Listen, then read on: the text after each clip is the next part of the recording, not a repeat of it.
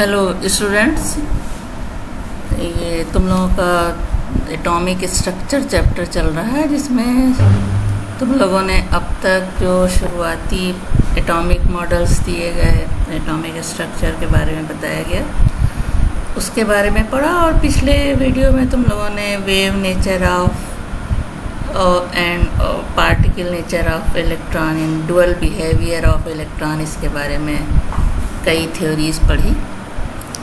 तो उन सब को बेस बना करके जो मॉडल बनाया गया, आज जो एटॉमिक स्ट्रक्चर जिसके बारे में हम जानते हैं, उस मॉडल के बारे में आज हम लोग बात करेंगे कि मॉडर्न एटॉमिक स्ट्रक्चर क्या है।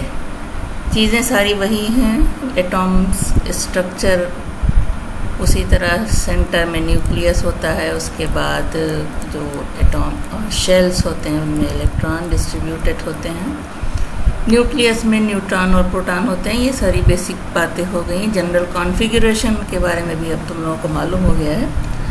एटॉमिक ऑर्बिटल्स के बारे में पिछली बार बताया था मैंने, उसके डिफरेंट ऑर्बिटल्स के शेप क्या होते हैं और कितने इलेक्ट्रॉन उसमें रह सकते हैं, ये सारी बातें पिछले वीडियो में देख चुके हो। आज हम लोग मॉडर्न एटॉमिक मॉडल पे डिस्कस करेंगे। तो पहले कंसेप्ट ऑफ एटॉमिक ऑर्बिटल, जो पिछले वीडियो में तुम लोगों को बता चुके हैं कि 4 तरह की four types of atomic orbitals होती हैं एटम में, S, P, D and F।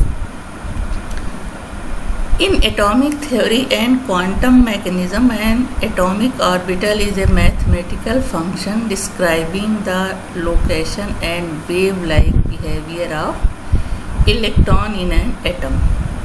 This function can be used to calculate the probability of finding any electron in any specific region around the atomic nucleus.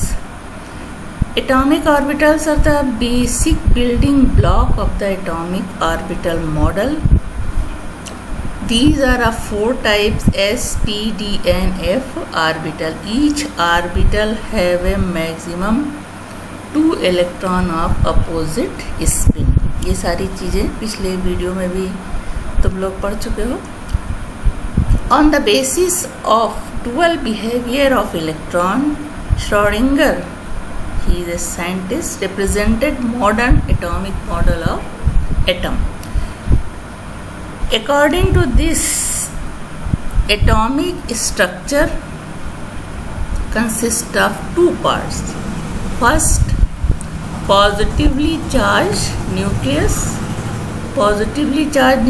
जिसमें कि proton और neutron दोनों ही होते हैं, क्योंकि न्यूट्रॉन पे कोई चार्ज नहीं होता, तो न्यूक्लियस पॉजिटिवली चार्ज होती है। सेकंड है shell, where possibility of finding an electron in 3 dimensional area known as orbital. Shell में क्या हो, शेल सबशेल से बनते हैं और सबशेल ऑर्बिटल से बनते हैं। Electrons are distributed around the nucleus in different shaped atomic orbital. Every orbital have 2 electrons. It is clear. Third, shell are made from subshell and subshell made by orbital. That is, orbitals मिल करके क्या बनाती हैं, subshell. And subshell से shell यानी principal energy level, और सब shell को कहते हैं सब एनर्जी लेवल। तो इस तरह से एक एटम में इलेक्ट्रॉन्स का डिस्ट्रीब्यूशन होता है। Shells are represented as 1, 2, 3, 4। Shell number 1 means electron in first shell, second shell number 2 is electron in second shell, and the maximum number of electron in shell are 2 first shell में, second में 8, third में 18। इस तरह से distribution होता है। 32 के बाद 18 होंगे। अगर 18 से कम इलेक्ट्रॉन है तो यहाँ 32 नहीं होंगे, यहाँ 18 ही होंगे। और यहाँ अगर 18 से कम इलेक्ट्रॉन है तो यहाँ 8 नहीं होगा, बल्कि ये वो इलेक्ट्रॉन पहले यहाँ पे 2 इलेक्ट्रॉन होगा और बाकी इलेक्ट्रॉन यहाँ होंगे। तो ये कुछ बोरबरी मॉडल में देखा था तुम लोगों ने, इस तरह का डिस्ट्रीब्यूशन था, दिखाया गया था। Now fifth point, every shell has number of subshell equal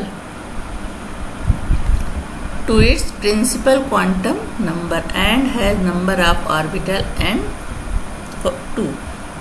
Number of shell, if 1, number of subshell is also 1, यानी फर्स्ट शेल में 1 सबशेल होगा। और ये सारे जो S, P, D, F क्या होते हैं, सबशेल होते हैं। सबशेल में पार्टिकल होते, पार्ट जो होते हैं वो ऑर्बिटल कहलाते हैं।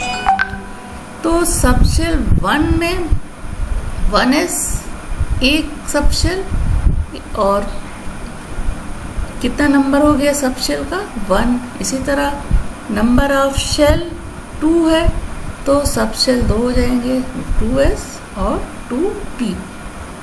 यहाँ क्या बताया है, every shell has number of subshell equal to its principal quantum number, यानी नंबर ऑफ सबशेल जो होगा इसके क्वांटम नंबर के बराबर होगा। जब शेल नंबर 3 होगा तो यहाँ 3 सबशेल होंगे, इसमें 3s, 3p एंड 3d, यानी थर्ड जो शेल होगा उसमें 3 सबशेल होंगे। इसी तरह 4 में 4 होंगे, s, p, d, f।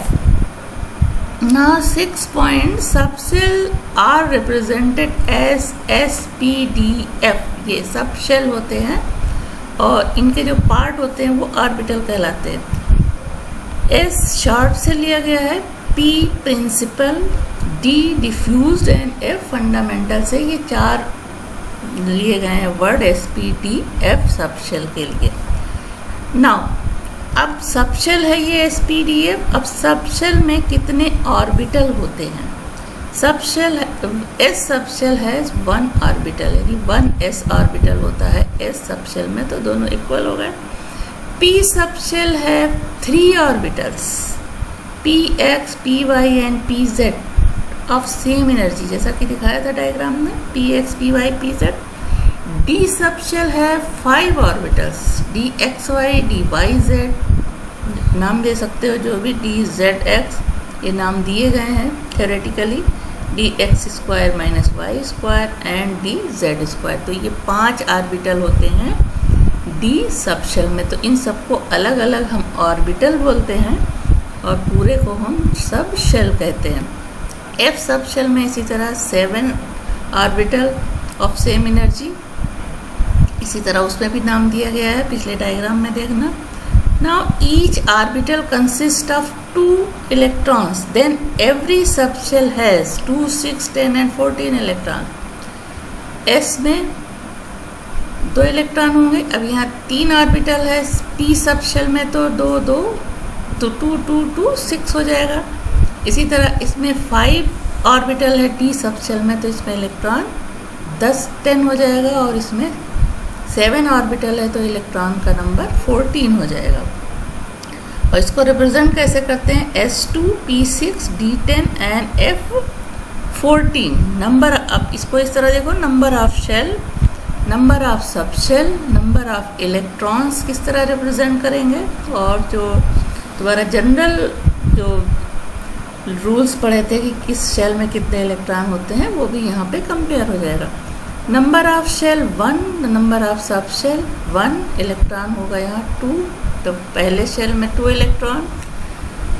Second S और P 2 सबशेल होते हैं सेकंड में, तो इलेक्ट्रॉन कितना हो जाएगा, S2, P में होते हैं 6, हो जाएगा यहाँ 18। इसी तरह थर्ड में SPD, इसको रिप्रेजेंट करेंगे इस तरह से, 3s2, 3p6, 3t10, तो ये हो जाएगा टोटल 18 इलेक्ट्रॉन।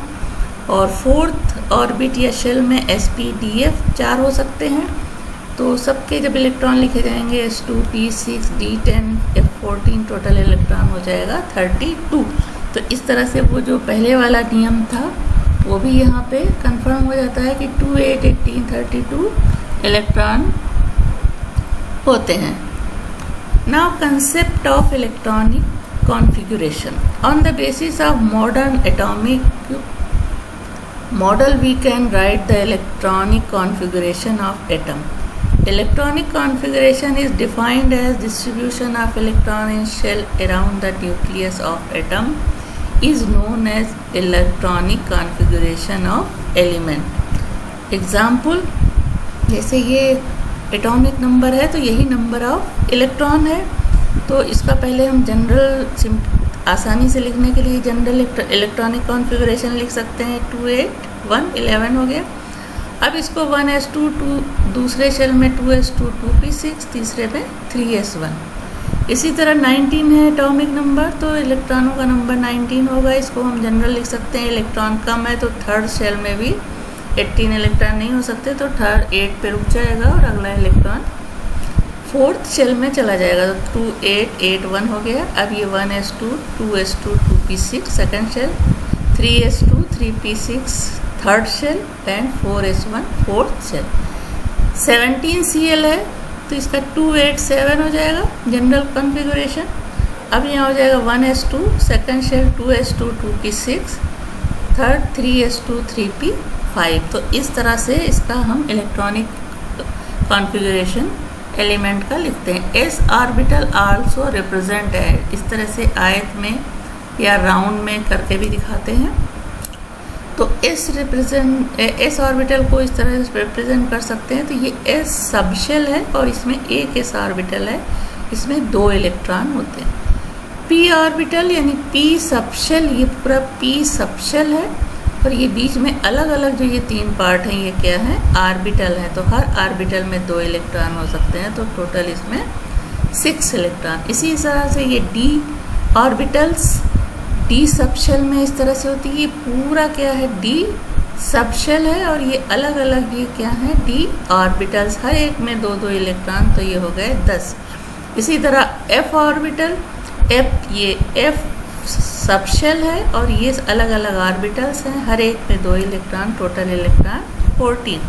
इसी तरह कुछ इलेक्ट्रॉनिक विन्यास और देख सकते हो, जैसे ये 35 ब्रोमीन का एटॉमिक नंबर है, यानी इसमें इलेक्ट्रॉन 35 है, तो ये जनरल कॉन्फ़िगरेशन हो जाएगा 2 8 18 7। 1s2 2s2 2p6 second shell, 3s2 3p6 3d10 third shell and 7 fourth हो जाएगा 4s2 4p5। तो जिस शेल नंबर का हम SPD लिख रहे हैं उसके आगे जो है उस नंबर को हम लिख देंगे। जैसे ये थर्ड शेल है तो थर्ड शेल में 3 ऑर्बिटल हैं, तो तीनों के आगे हम 3 लिखेंगे। यहाँ फोर्थ शेल में 2 सब शेल हैं, तो दोनों सब शेल के आगे हम 4 लिखेंगे। इसी तरह आयरन का है, इसमें 26 है, 2 8 किया हमने, उसके बाद यहाँ 18 इलेक्ट्रॉन नहीं है, तो यहाँ पहले हम जो है 2 इलेक्ट्रॉन लास्ट वाले उसमें ले लेंगे और बाकी के इलेक्ट्रॉन इसमें रखते हैं। ये थोड़ा सा एक्सेप्शन होते हैं और ट्रांजिशन एलिमेंट का कॉन्फ़िगरेशन इस तरह से होता है। अगर 18 से कम इलेक्ट्रॉन थर्ड ऑर्बिट में है तो पहले यहाँ 2 इलेक्ट्रॉन ले लेंगे, उसके बाद के इलेक्ट्रॉन यहाँ रख दिए जाएंगे। अब इसका इलेक्ट्रॉनिक कॉन्फ़िगरेशन, ये पहला शेल है 1s2, दूसरा शेल 2s2 2p6, तीसरा शेल 3s2 3p6 3d10, ये तीनों सब शेल के आगे 3 लगा दिया। फोर्थ शेल हो जाएगा 4s2। अब यहाँ इसका 3d का, बाकी तो सब कंप्लीट है, 3d का देखो इस तरह से कॉन्फ़िगरेशन आएगा। इसमें सिर्फ 6 इलेक्ट्रॉन है, तो पहली ऑर्बिटल में 2, बाकी में 1 4 इलेक्ट्रॉन होगा, अनपेयर्ड इलेक्ट्रॉन इसको बोलते हैं। इसी तरह और एक और एलिमेंट का हम देखते हैं, कॉपर 29 का लिख रहे हैं। तो यहाँ 2 8 17 2 होना चाहिए, मगर हम 18 लेते हैं। 18 क्यों लेते हैं? क्योंकि हाफ फिल्ड हो या फुल फिल्ड ऑर्बिटल अगर होगी तो मोर स्टेबल होगी।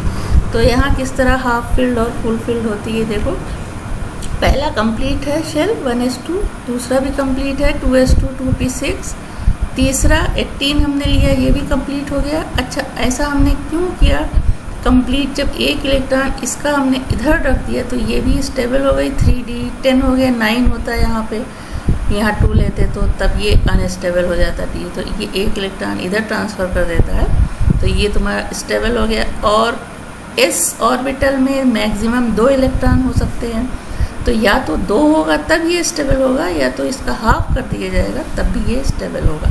तो इसको हम s कर देते हैं ताकि ये दोनों ऑर्बिटल स्टेबल हो जाएं।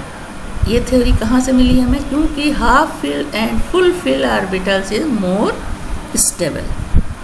Now we can say that the knowledge about distribution of electron in various energy shells, subshell and orbital in an atom in the ground state is known as electronic configuration.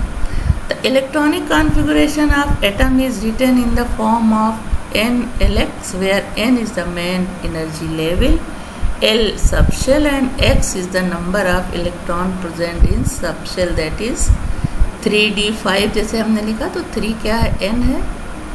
L क्या है? Subshell है. और ये number of electron है. Now what is the ground state electronic configuration and electronic and excited state? Ground state, the state of atom when all electrons present occupy their lowest energy level as required is known as ground state. And the excited state electronic configuration, if the electron occupy an energy shell higher than the permitted, the state of atom is known as excited state electronic configuration. Orbital diagram. Orbital diagram configuration consists of square, जो अभी पहले भी बताया तुम लोगों को, square में दिखाते हैं. Orbital diagram configuration consists of square box or circle for each orbital available in given energy level, sublevel, with an arrow indicating the electrons present and its direction. If अगर इस तरह से दिखाया जाएगा ऊपर की तरफ एरो, तब ये क्लॉकवाइज होगा, और एंटी क्लॉकवाइज अगर स्पिन होगा इलेक्ट्रॉन का, तब हम इसको नीचे दिखाते हैं. तो जैसे हाइड्रोजन में 1 इलेक्ट्रॉन है तो 1 इलेक्ट्रॉन को इस तरह दिखाया. हीलियम में 2 इलेक्ट्रॉन है और 1s2, तो ये पहला इलेक्ट्रॉन और ये दूसरा इलेक्ट्रॉन इस तरह से दिखाते हैं. इसी तरह फ्लोरीन है, इसका इलेक्ट्रॉनिक कॉन्फ़िगरेशन 1s2, चूँकि 9 इलेक्ट्रॉन है, 2s2 2p5, तो 1s2 2 इलेक्ट्रॉन इस तरह से, और 2s2 में 2 इलेक्ट्रॉन इस तरह से, और 3p5 इस 3 p में p सबशेल में 3 ऑर्बिटल होता है, तो 2 इसमें हो गया और 1 इसमें हो गया. एक्साइटेड स्टेट में क्या होता है? जैसे हम कार्बन का एग्जांपल ले लेते हैं. 6 कार्बन है और इसका इलेक्ट्रॉनिक कॉन्फ़िगरेशन होता है 1s2 2s2 2p2. तो ग्राउंड स्टेट में इसका इलेक्ट्रॉनिक कॉन्फ़िगरेशन इस तरह से होगा, 2s2 में 2 इलेक्ट्रॉन और यहाँ 2 इलेक्ट्रॉन. जब ये एक्साइटेड स्टेट में होता है, यानी रिएक्शन के पोजीशन में, कंपाउंड बनाने की पोजीशन में, तब इसमें एक्साइटेड ये इलेक्ट्रॉन जो है वो जंप कर जाता है, एनर्जी बढ़ जाती है इसकी और जंप कर जाता है इस ऑर्बिटल में, और यहाँ पे ये इस तरह से 1-1 चारों में हो जाता है. तो ये कहलाती है excited state. Here electron jump from lower energy level to higher energy level. अब इलेक्ट्रॉनिक कॉन्फ़िगरेशन के बारे में तुम लोगों ने जाना. अब इसका जैसे अभी तक जो इलेक्ट्रॉनिक कॉन्फ़िगरेशन लिखने का सिस्टम बताया वो था कि लाइन से एक दूसरे शेल के बारे का इलेक्ट्रॉनिक कॉन्फ़िगरेशन, पहला शेल फिर दूसरा शेल फिर तीसरा शेल, ऐसे लिखते चले गए. लेकिन अबाव प्रिंसिपल के हिसाब से थोड़ा सा ये चेंज हो जाता है. साइमन साइंटिस्ट ने ये प्रिंसिपल दिया था. Above is a German word meaning building up. This principle gives us a square. This principle gives us a sequence in which various subshells are filled with electrons. This principle was compiled by Simon. The sequence in which various subshells are filled up depends on the relative order of the energy of subshell. तो इस principal में energy, relative order of the energy of subshell बताया गया कि किस क्रम में electron subshell में जाएंगे. The subshell which minimum energy is filled up first and when this obtains maximum quota of electrons, then next subshell of higher energy start filling. The sequence in which the various subshells are filled is as follows. पहले electron 1s में जाएगा, फिर 2s 2p, फिर 3s में, फिर 3p में, फिर 3d में न जा कर के ये 4s में जाएगा एनर्जी लेवल इसका। इसके बाद आता है फिर 3d, फिर 4p। इस तरह से ये पूरा सीक्वेंस दिया हुआ है, इसको नोट करके याद कर लेना। और इसको और आसान तरीके से अगर हम ये डायग्राम बनाना सीख लेते हैं तो और अच्छे से आ जाता है कि हम लाइन से n1 के लिए कितने शेल होते हैं वो हमने लिख दिया। n1s हो गया पहले, फिर 2s 2p second shell, third shell 3s 3p 3d, फिर 4s 4p 4d। और इलेक्ट्रॉन के जो आने का जो सीक्वेंस है वो जैसे इसमें आया, उसके बाद यहाँ से ये 2s में आएगा, 2s के बाद ये जो है 2p में, फिर 3s 3s के बाद जो है 3p में जाएगा, फिर 4s के बाद पहले 3d में, फिर 4p में। तो ये सीक्वेंस जो पहले दिया हुआ है उसी को इस तरह से डायग्राम में बनाया गया है। तो अगर ये याद हो जाता है किस तरह हमें बनाना है, इसको देख करके बना लेना पूरा। इसे रोक करके बना सकते हो या बुक से बना सकते हो, इसे साइमन एरे कहते हैं। तो इससे इलेक्ट्रॉनिक कॉन्फ़िगरेशन जब लिखना है तो एक बार पहले तुम उसका जो ओरिजिनल इलेक्ट्रॉनिक कॉन्फ़िगरेशन होता है शेल के हिसाब से लिख दो। उसके बाद किस शेल सब शेल को पहले लिखेंगे वो इस डायग्राम से देख करके उसका क्रम बनाया जा सकता है। तो उस तरह का जब इलेक्ट्रॉनिक कॉन्फ़िगरेशन लिखा जाएगा अबाउ के प्रिंसिपल से, तो उसे अबाउ इलेक्ट्रॉनिक कॉन्फ़िगरेशन कहेंगे और वो कहलाएगा रियल इलेक्ट्रॉनिक कॉन्फ़िगरेशन, जैसा कि पहले बताया था।